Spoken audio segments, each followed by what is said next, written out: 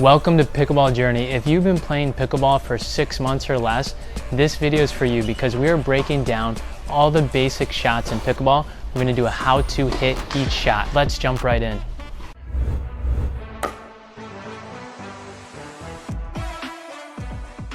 So we're going to work through this as a progression, meaning we're going to start with the serve because that's the first thing we hit, and then we'll end at the net. So with the serve, we want to start right behind the baseline, and we want to be thinking we're hitting cross court to our target, and we're hitting, pushing out through towards our target. Now we don't want to have, too often I see people make contact way out in front here, and they get no power.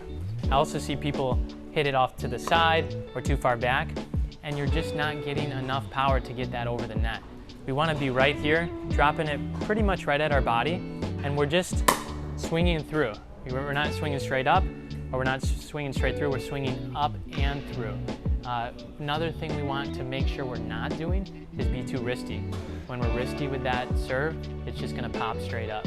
Now, when you're hitting the serve, give yourself plenty margin for error. We're not trying to, hit, especially when you're just starting pickleball, you just wanna get the ball in. So give yourself good margin for error, good net clearance, you're hitting it high, and middle of the box, so that you're not giving away free points, but you're getting the point started. All right, so the second thing in our progression is the return. So the opponents hit the serve, now I'm hitting the return. The basic tips that you should be thinking about as a beginner pickleball player is making sure you're starting behind the baseline far enough so you're able to move forward into your return. A misconception that we a lot of times find with beginners, they feel like they have to hit the ball so hard and low over the net. Remember, the 2 bounce rule makes it to where the servers have to let the ball bounce. So I typically tell the returners, for beginners, to really get the paddle face open when they hit through the ball, to get the ball high in the air and deep in the court. That way it makes a tough ball for them to hit back when you're approaching the kitchen line. So next time you're out, when you're playing, get far behind that baseline, move forward through your shot, keep that paddle face open so we can hit a high arcing ball deep in the court. We're able to not bother with the net, get it in, and get to that kitchen line. All right, so now we've gotten the return coming back to us. We can either hit a drive or we can hit a drop. We're gonna start with the drive because that's a little bit of an easier shot. What you're gonna do is you're gonna focus on keeping that ball a little bit lower over the net. You don't want to have it be too high, or they're going to be at the net to hit that away. And really with the drive, what we're trying to do is step into the ball with the opposite side that we're hitting with. So if I'm hitting a backhand, either one-handed or two-handed, I'm hitting on the left side of my body, but I'm stepping in with my right foot. Now if I'm hitting a drive with my forehand, same thing, hitting with my right side, stepping in with my left, and then I'm pushing through. So I'll do a couple here, just dropping the ball, pushing through, pushing through. And when you're first hitting these drives, don't try to be too fancy, but you're really just pushing out, just a little bit like the serve.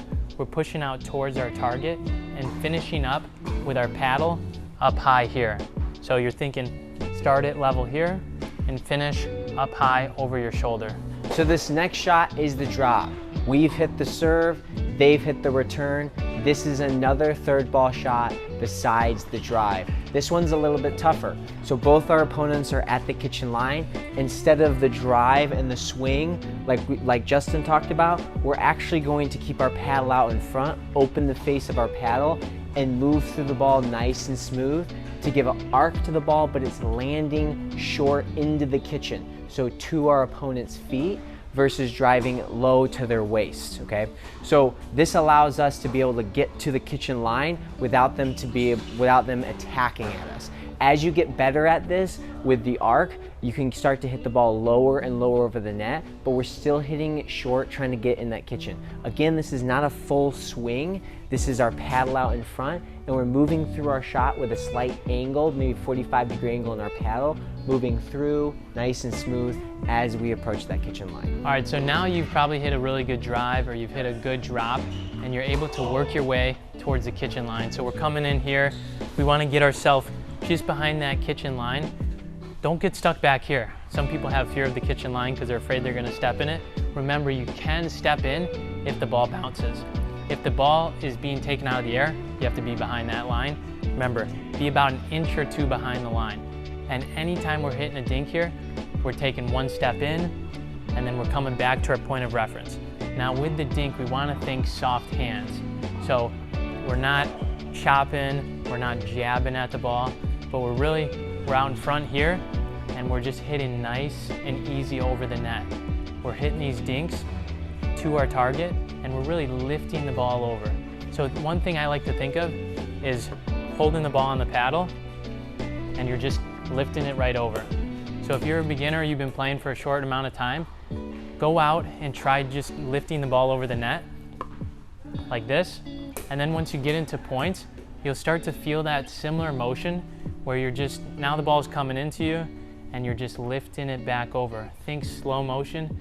Don't try to do things too fast, because when you do, you start to get choppy, you jab at it, and you're gonna start to miss those shots. Real quick before Elisha explains this next shot, be sure to hit this like button if you're enjoying this content. Let's get back to it. So Justin went over the dinks at that kitchen line. The other shot at the kitchen line is the volley. So typically in tennis, you'll see volleys happening with the high to low motion, which gives the ball some backspin. Typically with backspin, you'll see the ball float a little more, and you don't get necessarily as much power through it. So with a tennis racket and a ball, you'll be able to get plenty of power, but in pickleball, you just can't get as much.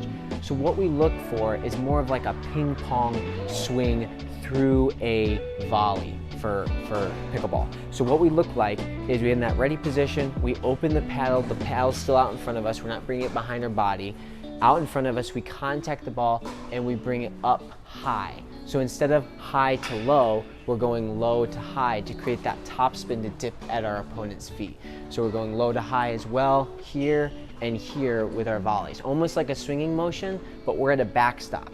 We're following through, but we're not taking big swings behind unless that ball is floating real high. These are volleys, these are around shoulder height or lower, and we're going low to high. Low to high. So the last shot in our progression is the overhead or the put away ball. This is the ball that every pickleball player wants to be able to get to. We've hit all these shots in the past that we've talked about. Now this last shot is key to be able to put that ball away. So this ball is typically at the shoulder or higher. This is when we actually take the paddle behind our body, we get a good turn, and we actually swing at the ball with a lot of pace to be able to kill it right or left or away from our opponents. So what we typically want to do, I keep my feet still. I don't turn my feet sideways, I keep my feet still, but I turn my shoulders. Whether that's for a forehand, typically what side you're on, or a backhand. For right-handers, it'd be the opposite. I'm turning my shoulders so it's perpendicular from the net. Now once my paddle is back, I take a good swing at it, but my paddle face is facing downwards, not open. Downwards, because I'm getting that ball high enough at contact. Once I contact that ball, I snap my wrist through it and I finish across my body. This turn, make sure you're activating your hips and your shoulders, will allow you to get a lot more speed on the ball than just using your arm only. So make sure the next time you get that put away, we're turning the shoulders, we're contacting with the face a little bit more close, and we're following through to be able to put that ball away every time. Real quick guys, we're real excited to be using the new Engage carbon fiber paddles. If you do want one, 20% discount in the description below.